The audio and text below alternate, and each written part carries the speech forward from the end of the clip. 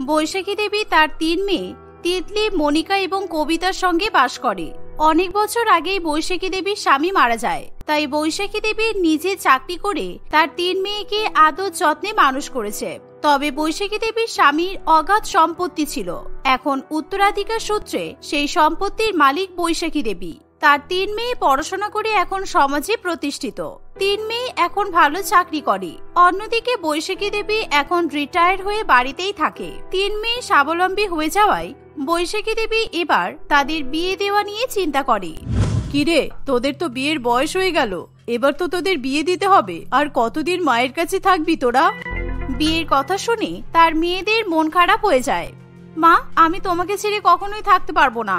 আমি তোমার সঙ্গে সারা জীবন থাকতে চাই। তাই তুমি আমার বিয়ের কথা না ভেবে এদের দুজনের বিয়ের কথা চিন্তা করো। এরা বিয়ে করুক, আমার কোনো সমস্যা নেই। আমি সারা জীবন তোমার সঙ্গে থেকে তোমার সেবা যত্ন করতে চাই। হ্যাঁ মা, আমিও দিদির মতো বিয়ে করব না। আমিও তোমার সঙ্গেই থাকতে চাই। আমাদের বাবা নেই, তুমি আমাদেরকে অনেক কষ্ট করে মানুষ করেছো। তুমি নিজেই বাবা মায়ের দুজনেরই ভূমিকা পালন করেছো, কিন্তু এবার মেয়ে হিসেবে তোমার প্রতি আমাদেরও তো কিছু কর্তব্য আছে। তাই আমিও ভেবেছি আমি বিয়ে করব না। আমিও স্বার্থপর নই যে বিয়ে করে শ্বশুর বাড়িতে চলে যাব। আমাদের তো কোনো ভাই নেই যে আমরা শ্বশুর বাড়িতে চলে গেলে ভাই এবং ভাইয়ের বউরা তোমাকে দেখবে। তাই এটা তো আমি অনেক আগেই ভেবেছিলাম যে আমি বিয়ে করব না। যাক, ভালোই হলো। আমরা 3 জনেই যখন বিয়ে করছি না, তাহলে 3 বোন সারা জীবন তোমার সঙ্গে থেকে তোমার খেয়াল রাখতে পারবো। কিন্তু তা কি করে হয়? আমি কি সারা জীবন বেঁচে থাকবো? আমি আজ আছি, কাল নেই। আমি মারা যাওয়ার পর তখন তোরা কি করবি? আর তাছাড়া সমাজের লোকেরা কি বলবে একবার ভেবে দেখেছিস? বলবে 3-3টে আইবুড়ো মেয়েকে বাড়িতে বসিয়ে রেখেছে, আর মা বসে বসে মেয়েদের ইনকামের টাকা খাচ্ছে। এরকমই তো শুনতে হবে আমাকে। মা, তুমি সমাজের কথা বাদ দাও তো। কে কি বললো না বললো তাতে আমাদের কিছুই যায় আসে না। তোমাকে ছাড়া আমরা কিছুতেই থাকতে পারবো না। তুমি তো আমাদের বিয়ে দেওয়ার জন্য উঠে পড়ে লেগেছো। ঠিক আছে, তুমি তাহলে আমাদের জন্য এমন ছেলে দেখো যারা বিয়ের পর আমাদের বাড়িতে এসে থাকবে। আমাদেরকে শ্বশুর বাড়িতে যেতে হবে না। এটাই বেস্ট হবে, কারণ আমরা কিছুতেই বিয়ে করে শ্বশুর বাড়িতে যাব না। আমার মনে হচ্ছে এবার এটাই করতে হবে, এছাড়া তো আর কোনো উপায় নেই। এই বলে বৈশাখী দেবী তার 3 মেয়ের জন্যই ঘর জামাই দেখতে শুরু করে। অনেক খোঁজাখুঁজির পর সে কিছুতেই এরকম ছেলে খুঁজে পায় না যারা বিয়ের পর নিজেদের পরিবারকে ছেড়ে শ্বশুর বাড়িতে এসে থাকবে। দেখতে দেখতে মাস 6 কেটে যায়। 6 মাস পর বৈশাখী দেবী 3 অনাথ ভাইয়ের সম্বন্ধ খুঁজে পায়। তারা ছোটবেলা থেকে অনাথ আশ্রমে মানুষ, তাই তারা বিয়ে করে শ্বশুর বাড়িতে এসে থাকার জন্য রাজি হয়। সেই কারণে বৈশাখী দেবী এবং তার 3 মেয়েরও এই বিয়েতে কোনো আপত্তি থাকে না। দেখো বাবা, তুমি তো বুঝতেই পারছো এই বিয়েতে আমাদের কোনো আপত্তি নেই, কিন্তু একটাই শর্ত, বিয়ের পর আমাদের বাড়িতে ঘর জামাই হয়ে থাকতে হবে। আসলে আমি ঘর জামাই এই কথাটা ব্যবহার করতে চাইছি না। আমি চাই তোমরা 3 জন আমার ছেলের মতো করে আমার বাড়িতে থাকো। তোমাদের যেহেতু বাবা মা নেই, আর আমারও তো কোনো ছেলে নেই। হ্যাঁ মা, আপনি একদম চিন্তা করবেন না, আর ক্ষমা করবেন, আমি আপনাকে মা বলে ফেললাম। আসলে কোনোদিনও মাকে চোখে দেখিনি তো, তাই আমি আপনার মধ্যে আমার মাকে খুঁজে পেলাম। আপনি যা বলবেন তাই হবে, আমাদের কোনো আপত্তি নেই। আচ্ছা, তোমরা 3 জনই কি কাজ করো সেটা একবার বলো তো বাবা। জানি আমার মেয়েরা ভালো চাকরি করে, তবুও একবার তো জেনে নেওয়া দরকার। মেয়েরা তো আর সারা জীবন চাকরি করতে পারবে না, কিংবা ওদের ইচ্ছে হলে ওরা বিয়ের পর চাকরি ছেড়েও দিতে পারে। আমরা 3 ভাই মাল্টিন্যাশনাল কোম্পানিতে চাকরি করি, কোনো অসুবিধা হবে না। আমরা আপনার 3 মেয়েকে খুব সুখে রাখবো, আপনার উপস্থিতিতে হোক বা আপনার অবর্তমানে। এই শুনে বৈশাখী দেবী এবং তার 3 মেয়ে খুবই খুশি হয়। তাই তারা আর বেশি চিন্তা না করেই বিয়ের বন্দোবস্ত করা শুরু করে দেয়। খুবই তাড়াহুড়ো করে মাত্র 2 থেকে 3 দিনের মধ্যেই বৈশাখী দেবী তার 3 মেয়ের বিয়ে দেয়। বিয়ের পর মনোজ, গৌরব এবং বিপ্লব শ্বশুর বাড়িতে ঘর জামাই হিসেবে থাকতে চলে আসে। প্রথম তাদের সবার জীবন বেশ ভালো মতোই কাটে, কিন্তু মাসখানেক হয়ে গেলেও তারা 3 ভাই কিছুতেই অফিস যেতে চায় না। কি হলো জামাই বাবারা, তোমরা শ্বশুর বাড়িতে আসার পর থেকে কাজে যাওয়া বন্ধ করে দিয়েছো কেন? আমার মেয়েরা সকাল হলে অফিসে বেরিয়ে যাচ্ছে, আর তোমরা সারাদিন বাড়িতেই থাকছো, ব্যাপারটা কি?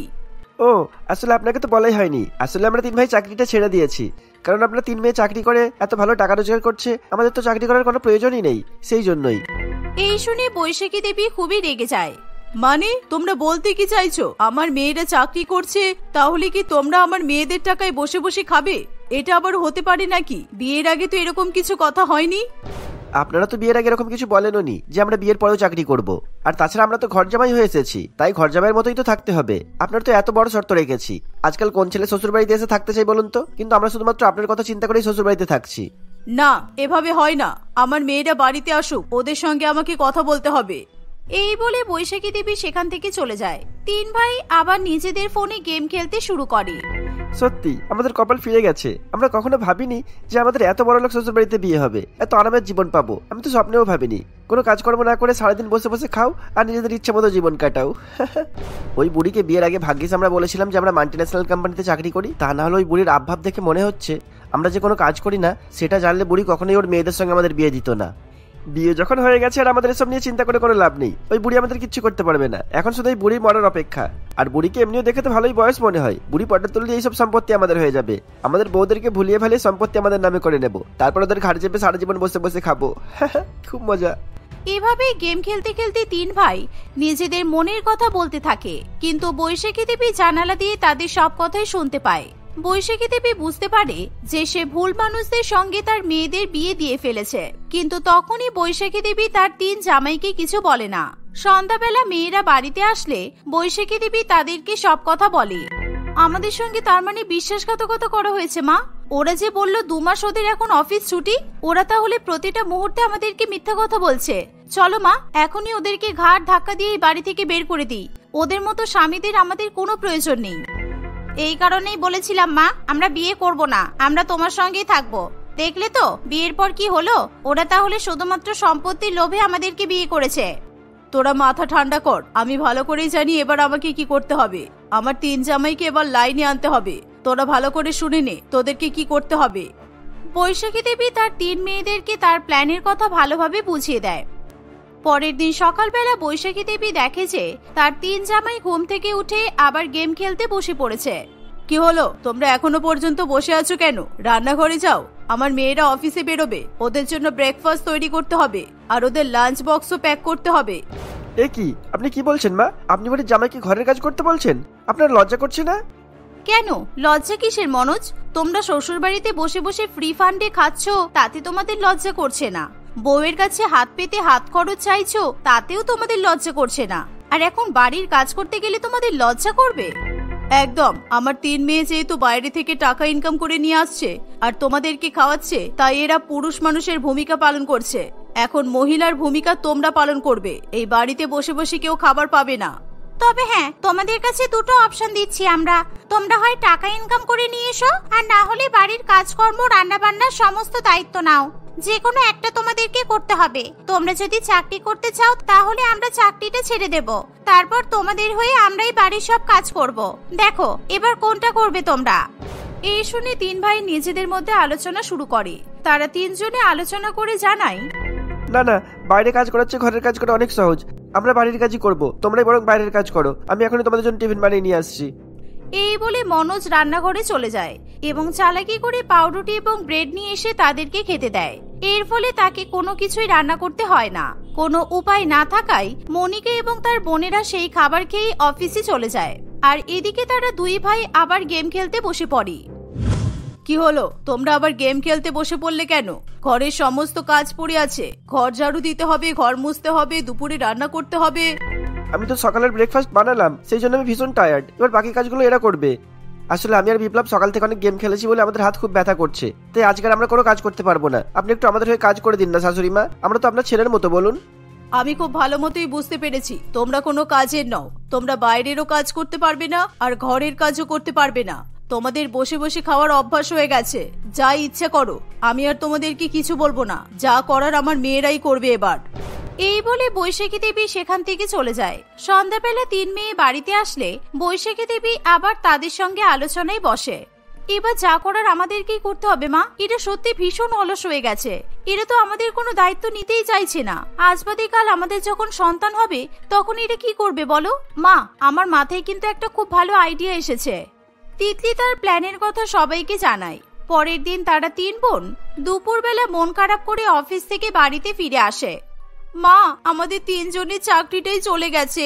এবার কি হবে মা? আমাদের সংসার এবার চলবে কিভাবে? আমাদের বড়েরা তো কোনো কাজই করে না।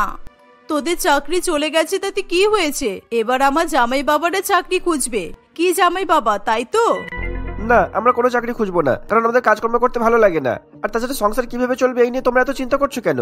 আমাদের শাশুড়ি মায়ের তো অগাধ সম্পত্তি আছে, সেই সম্পত্তি বেচে আমরা সারা জীবন বসে বসে খেতে পারবো, কোনো অসুবিধা হবে না। আর তিতলি, তুমি তোমার ভাগের সম্পত্তিটা তোমার মায়ের কাছ থেকে চেয়ে নাও, বুঝেছো? ছি, তোমাদের মানসিকতা এতটা নীচ কি করে হতে পারে? আমি আমার সম্পত্তিতে কাউকে কোনোভাবেই হাত দিতে দেব না। এক কাজ করো, তোমরা নিজের নিজের বউদেরকে নিয়ে আমার বাড়ি থেকে বিদায় হও। আমার মেয়েদের তো চাকরিটা চলেই গেছে, তাই এদেরকেও আর বাড়িতে রেখে আমার কোনো লাভ হবে না। যাও, সবাই আমার বাড়ি থেকে বেরিয়ে যাও। মা, তুমি এরকম করে বলতে পারলে? তুমি তোমার মেয়েদেরকে বাড়ি থেকে তাড়িয়ে দিচ্ছ মা। দেখো, আজকে শুধুমাত্র তোমাদের জন্য আমাদের মা আমাদেরকে বাড়ি থেকে চলে যেতে বলছে। ঠিক আছে মা, তুমি যখন আমাদেরকে তাড়িয়েই দিচ্ছ, আমরা তাহলে আর এক মুহূর্ত এখানে থাকবো না। এই যে তোমরা 3 ভাই ভাড়া বাড়ি দেখো, আমরা ভাড়া বাড়িতে গিয়ে থাকবো, কিন্তু তবুও আমরা এখানে থাকবো না। তবে তার আগে তোমাদেরকে চাকরি খুঁজতে হবে, না হলে আমরা খাবো কি? এরকম পরিস্থিতিতে 3 ভাই কি করবে কিছুই বুঝে উঠতে পারে না। তারা বুঝতে পারে এবার চাকরি খোঁজা ছাড়া তাদের কাছে আর কোনো উপায় নেই। মা, আপনি দয়া করে আমাদেরকে বাড়ি থেকে তাড়িয়ে দেবেন না। আপনার কত সুন্দর বাড়ি, আপনি এত বড় সুন্দর বাড়িতে একা একা থাকতে পারবেন বলুন? আমরা 3 ভাই চাকরি খুঁজবো, কিন্তু দয়া করে বাড়ি থেকে তাড়িয়ে দেবেন না, কারণ ভাড়া বাড়িতে থাকতে আমাদের খুব অসুবিধা হবে। ঠিক আছে, আমি 1 সপ্তাহ সময় দিচ্ছি। 1 সপ্তাহের মধ্যে যদি তোমরা চাকরি পাও তাহলে এই বাড়িতে থাকতে পারবে, না হলে নিজের নিজের বউদেরকে নিয়ে এই বাড়ি থেকে কেটে পড়বে। এই শুনে মনোজ, বিপ্লব এবং গৌরব 3 ভাই খুবই চিন্তায় পড়ে। তাই তারা পরের দিন থেকেই চাকরির সন্ধানে বেরিয়ে পড়ে।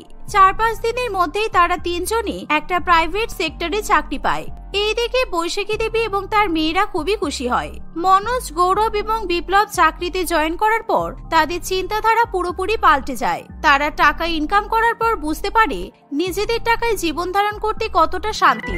এভাবেই তারা 3 ভাই শুধরে গেলে তিতলি, কবিতা এবং মনিকা আবার চাকরিতে জয়েন করে। এভাবেই তারা সকলে মিলে সুখে শান্তিতে বসবাস করতে থাকে। কোথায় নিজের আলাদা ঘর, আলাদা বিছানা, আলাদা বাথরুম এসব ব্যবহার করে করে জীবন কাটালি, আর এখন এখানে এসে পাড়ার টাইম কল থেকে জল তুলতে হচ্ছে। যেই ঘরে ঘুমাচ্ছিস সেই ঘরেই রান্না করতে হচ্ছে। স্নানও কি এখানেই করিস নাকি তোরা? মা, তুমি কি সত্যি এখানে আমাকে আমার জন্মদিনে উপহার দিতে এসেছো, নাকি আমাকে অপমান করতে এসেছো? এখন এটা আমার বাড়ি, আর এই বাড়ির ব্যাপারে কোনো খারাপ কথা আমি শুনতে রাজি নই। তুই কোন বাড়ির মেয়ে আর কোথায় এসে থাকছিস তোর ধারণা আছে? তোর মাথায় ঢোকে এগুলো? তোর জন্য লোক সমাজে আমার কতটা নাম ডুবেছে সেগুলো তুই ভেবেছিস কখনো?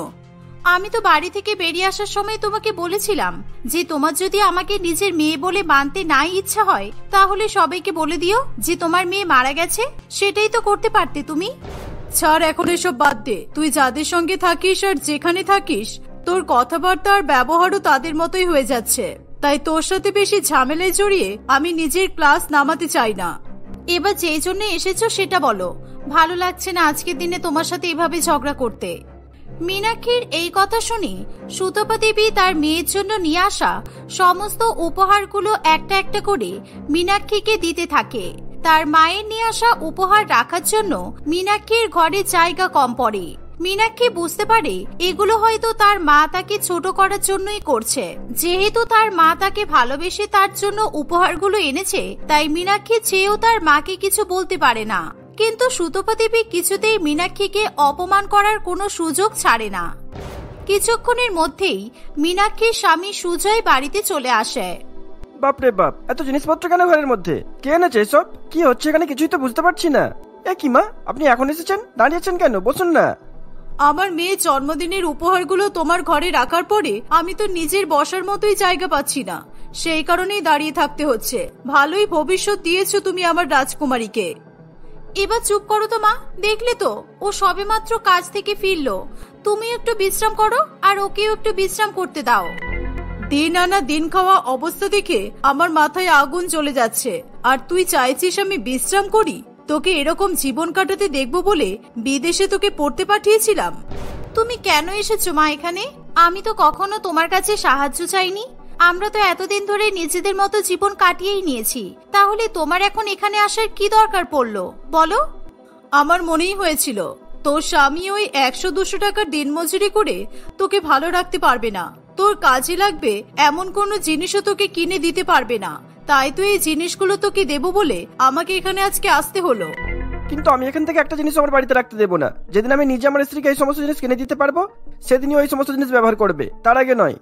তাহলে বোধহয় এই জীবনে আর আমার মেয়ের সুখে শান্তিতে জীবন কাটানো হবে না, কারণ তোমার মুরদ আমি ভালো করেই বুঝে গেছি। এভাবেই সুতপা দেবী একের পর এক তার মেয়ে এবং জামাইকে অপমান করতে থাকে। সুতপা দেবী শহরের একজন অত্যন্ত নামি দামি শিল্পপতি ছিল। তাকে অনেক অসহায় অবস্থার মধ্যে ফেলেই তার স্বামী মারা যায়।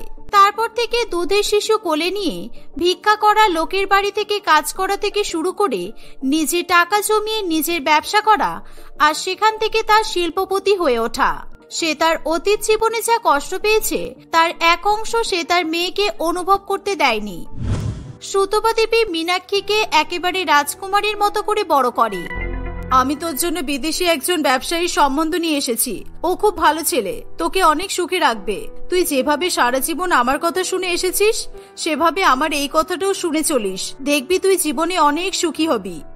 আমাকে এবার বলে দিতেই হবে, আমি সুজয়কে পছন্দ করি। মা আমার বিয়ে নিয়ে অনেক স্বপ্ন দেখে ফেলেছে।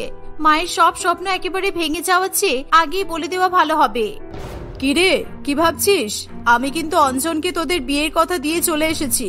তুই শুধু একবার ওর সঙ্গে দেখা করে নিস, কেমন? এটাই সুযোগ, তাহলে এটাই করব। ওই ছেলেটার সঙ্গে দেখা করতে গিয়ে ওকে সব সত্যি কথা বলে দেব। ওকে বলে দেব ও যেন মাকে জানিয়ে দেয় যে ও আমাকে বিয়ে করতে চায় না। তারপরে যখন মায়ের নিজের পছন্দ করা ছেলে মায়ের মন ভাঙবে, তারপর আমি সুজয়ের কথা মাকে বলবো। তুই এত কি ভাবছিস বলতো? কখন থেকে তোর সঙ্গে কথা বলে যাচ্ছি, তুই কোনো উত্তরই দিচ্ছিস না। দেখা করব তো, তুমি চিন্তা করছো কেন? কবে কোথায় যেতে হবে তুমি আমাকে জানিয়ে দিও, বাকি সব ব্যবস্থা আমি করে নেব। এভাবেই দেখতে দেখতে আরো বেশ কয়েকদিন কাটে। মীনাক্ষীর সঙ্গে সুতপা দেবীর ঠিক করা পাত্রে দেখা করার দিন এগিয়ে আসে। মীনাক্ষী সময় মতো অঞ্জনের সঙ্গে দেখা করতেও চলে যায়। মীনাক্ষীকে প্রথমবার দেখেই অঞ্জনের পছন্দ হয়ে যায়, কিন্তু তারপরেই যখন মীনাক্ষী তার এবং সুজয়ের সম্পর্কের কথা অঞ্জনকে জানায়, অঞ্জন প্রচন্ড পরিমাণে রেগে যায়, কিন্তু তবুও সে কোনো রকমে তার রাগ দমিয়ে রাখে। তোমার মাথা ঠিক আছে তো? তোমার মা এই শহরের এত বড় একজন শিল্পপতি, আর তুমি তার মেয়ে হয়ে তোমাদের বাড়ির কাজের লোকের ছেলেকে বিয়ে করবে? এটা কখনো মানা যায়? মা হয়তো আজকে অনেক ধনী আর অনেক বিখ্যাত, কিন্তু একটা টাইমে আমার মাকেও ভিক্ষা করে খেতে হয়েছে। সেই কারণে আমি বিশ্বাস করি কারোর খাটনিকে কখনো ছোট করে দেখতে নেই। সুজয়ের এখন কিছু নেই, হয়তো ও ভবিষ্যতে অনেক বড় হয়ে যাবে। সবার ভাগ্যতা তোমার মায়ের মতো হয় না। সুজন যদি ভবিষ্যতে বড় লোক হয়ে যায় তো ভালো, কিন্তু ও যদি না হয় তখন তুমি এইভাবে অভাবনটনের মধ্যে সংসার চালাতে পারবে তো? আমি সুতপা দেবীর মেয়ে, সেই সুতপা দেবী যে ভিক্ষা করে লোকের বাড়িতে কাজ করে একটু একটু করে টাকা জমিয়ে এত বড় ব্যবসার মালকিন হয়েছে। আমি এইটুকু কষ্ট করতে পারবো না? সবই যখন তোমার ঠিক করা হয়ে গেছে, তাহলে আমার সাথে দেখা করতে এলে কেন? শুধু শুধু আমার সময় নষ্ট করে তোমার লাভ কি হলো? এটা বলতেই এখানে এসেছিলাম যে তুমি নিজে মাকে গিয়ে বলবে যে তুমি আমাকে বিয়ে করতে চাও না। তুমি আমাকে বন্ধু না ভাবলেও আমি তোমাকে বন্ধুই ভাবছি, আর আমি তোমার বন্ধুর থেকে এইটুকু সাহায্য আশা করতেই পারি, তাই না? অঞ্জন মীনাক্ষীকে আশ্বাস দেয় সে তার মাকে মীনাক্ষী যেমনটা শিখিয়ে দিয়েছে তেমনটাই বলবে। সুতপা দেবী অঞ্জনের সঙ্গে কথা বলার জন্য অধীর আগ্রহে অপেক্ষা করতে থাকে। অঞ্জন সুতপা দেবীর সঙ্গে জিজ্ঞাসা করতে আসলে সে অঞ্জনকে জিজ্ঞাসা করে তার মীনাক্ষীকে কেমন পছন্দ হয়েছে এবং সে মীনাক্ষীকে বিয়ে করতে রাজি কিনা। অঞ্জন মীনাক্ষীর দিকে একবার তাকায়। মীনাক্ষী হাত জোর করে অঞ্জনকে অনুরোধ করে তার শেখানো কথাটাই বলতে। কি হলো বাবা, বলো না, আমার মেয়েকে তোমার পছন্দ হয়েছে তো? আমি তাহলে বিয়ের গোছগাছ শুরু করে দিই। হ্যাঁ, শুরু করে দিন। আমার মীনাক্ষীকে খুব পছন্দ হয়েছে, বিয়ে করলে আমি ওকেই করব। ওকে দেখার পর আর ওর সাথে আলাপ হওয়ার পরে আমার অন্য কোনো মেয়েকে আর কখনো পছন্দও হবে না। অঞ্জনের এই কথা শুনে মীনাক্ষীর মাথায় আকাশ ভেঙে পড়ে। সে কিছুতেই বুঝে উঠতে পারে না এরপর সে কি করবে। তাই সে বাধ্য হয় সুজয়ের হাত ধরেই বাড়ি ছেড়ে পালিয়ে যেতে, কিন্তু পালানোর আগের মুহূর্তেও সুতপা দেবী মীনাক্ষীকে ধরে ফেলে। এভাবে আমার মুখে চুনকালি মাখিয়ে নিজের অন্ধকার ভবিষ্যতের দিকে এগিয়ে যাস না মা। আমি দারিদ্রতার মধ্যে থাকতে পারলেও তুই পারবি না, কারণ তুই এসবে অভ্যস্ত নোস। আমি সব পারবো মা, আমি তোমার মেয়ে। তুমি আমাকে নিয়ে একদম ভেবো না। আমি সিদ্ধান্ত নিয়েই নিয়েছি, আমি সুজয়কেই বিয়ে করব। এরকম কুলাঙ্গারের মতো কথা বলে নিজেকে আমার মেয়ে বলতে লজ্জা করছে না তোর? ওই ছেলেটার বাবা আমাদের বাড়িতে এককালে কাজ করতো, বাবা মা মারা যাওয়ার পরে ও তো পড়াশোনা ছেড়ে দিনমজুরির কাজ করছে, আর ওর জন্য তুই তোর মাকে অপমান করে বাড়ি থেকে বেরিয়ে যাচ্ছিস। আমার সামনে সুজয়কে অপমান করো না মা। আমি সুজয়কে বিয়ে করছি বলে তোমার যদি নিজেকে আমার মা বলতে অসুবিধা হয়, তাহলে কালকে সবাইকে বলে দিও যে তোমার মেয়ে মারা গেছে। এবার চলি আমি। এই বলে মীনাক্ষী বাড়ি ছেড়ে চলে যায়। সুতপা দেবীও আর মীনাক্ষীকে আটকানোর কোনো চেষ্টা করে না। দেখতে দেখতে বেশ কয়েক মাস কাটে। মীনাক্ষীর জন্মদিনের দিন সুতপা দেবীর মনে হয় আজ মীনাক্ষীর সঙ্গে তার দেখা করা উচিত।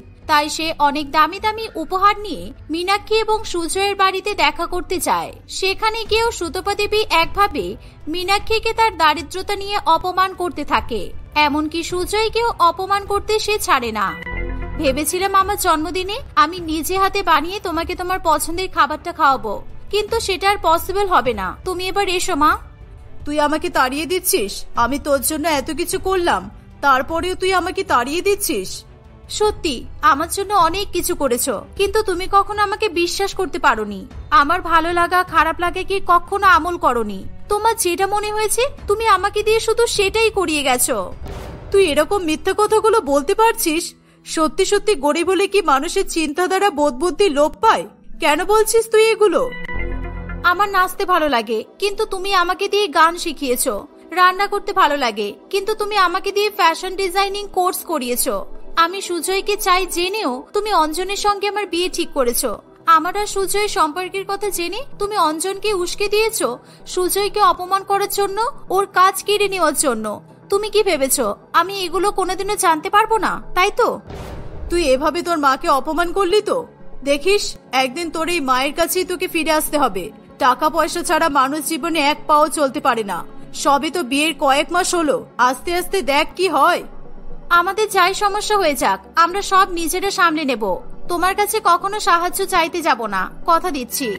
উপরওয়ালাকে বলুন আপনার মেয়ের সমস্ত ইচ্ছে যেন পূরণ হয়। যদি সেগুলো হয়ে যায় আপনি আবার আসবেন আমাদের বাড়িতে, কিন্তু আপনি আপনার মেয়েকে ফিরিয়ে যেতে নয়, আপনার মেয়েকে এটা বলতে আসবেন যে সত্যি সত্যি ওকে নিয়ে আপনি কতটা গর্বিত। এরকম স্বামী যার কপালে, তাকে নিয়ে আমি কোনোদিনও গর্বিত হতে পারবো না। এই ছোট বাড়ি বদ্ধ ঘর আমার মেয়ের জন্য নয়। ও ভুল করেছে এই অভাবে ভরা জীবন বেছে নিয়ে। ও ঠিক বুঝতে পারবে আর ও নিজেই আমার কাছে ফিরে আসবে। এই বলে সুতপা দেবী সেখান থেকে চলে যায়। দেখতে দেখতে প্রায় 5 বছর কাটে। এই 5 বছরে মীনাক্ষীর কোনো খবর নেওয়ার চেষ্টাই তার মা করেনি। একদিন সুতপা দেবী নিজের অফিসে বসে কাজ করছে, এমন সময় তার অফিসের একজন কর্মচারী সেখানে আসে। ম্যাডাম, এই বছরের টেন্ডারটা আমরা পাইনি। কোনো একটা কোম্পানি ওই টেন্ডারটা নিয়ে চলে গেছে। ওই কোম্পানির টেন্ডারটা আমরা না পেলে এবার কি হবে ম্যাডাম? কোন কোম্পানি? তাদের মালিকরা কোথায় থাকে কিছু জানো? ওদের নাম ঠিকানা ফোন নম্বর সব আমাকে জোগাড় করে এনে দাও। আমি নিজে ওদের সঙ্গে কথা বলবো। আমি ওদের অনুরোধ করব যাতে এই টেন্ডারটা আমাদেরকে দিয়ে দেয়। নন্দিনী কিছুক্ষণের মধ্যেই সেই নতুন কোম্পানির মালিকের ঠিকানা ফোন নাম্বার জোগাড় করে এনে দেয়। সুতপা দেবী তাদের বাড়ির সামনে গিয়ে তাদের বাড়ি দেখে তার চোখ ছানা বড় হয়ে যায়। তাদের শহরে এত বড় বাড়ি সে আগে কখনো দেখেনি। বাড়ির ভেতরে যেতেই সুতপা দেবীর পায়ের তলা থেকে মাটি যেন সরে যায়। কি ম্যাডাম, বলেছিলাম তো আপনার মেয়ের সমস্ত ইচ্ছা যদি পূরণ হয় তাহলে একদিন আপনাকেই আমাদের কাছে আসতে হবে। আসতে হলো তো? কিন্তু এত কিছু কিভাবে সম্ভব হলো? কি করলে তোমরা? মাত্র 5 বছরে তোমাদের অবস্থার এমন পরিবর্তন কিভাবে হলো? মীনাক্ষী এবং সুজয় সুতপা দেবীকে সবকিছু বলতে থাকে কিভাবে তারা দুজনে মিলে সুজয়ের দিনমজুরির টাকা দিয়েই আবার নিজেদের পড়াশোনা শুরু করে, কিভাবে তারা একসঙ্গে একটু একটু করে টাকা জমিয়ে নিজেদের ছোট্ট একটা জামা কাপড়ের ব্যবসা শুরু করে। তাদের শিক্ষা এবং বিচক্ষণতা এই দুয়ের কারণে তারা তাদের ঘর থেকে শুরু করা ব্যবসাকে কিভাবে বিদেশের মাটি পর্যন্ত নিয়ে যায়। এসব শোনার পর সুতপা দেবী নিজের চোখের জল ধরে রাখতে পারে না। তুই ঠিকই বলেছিলিস, কখনো কারোর প্রচেষ্টাকে ছোট করতে নেই। ছোট ছোট প্রচেষ্টা থেকেই তো মানুষ অনেক বড় হতে পারে।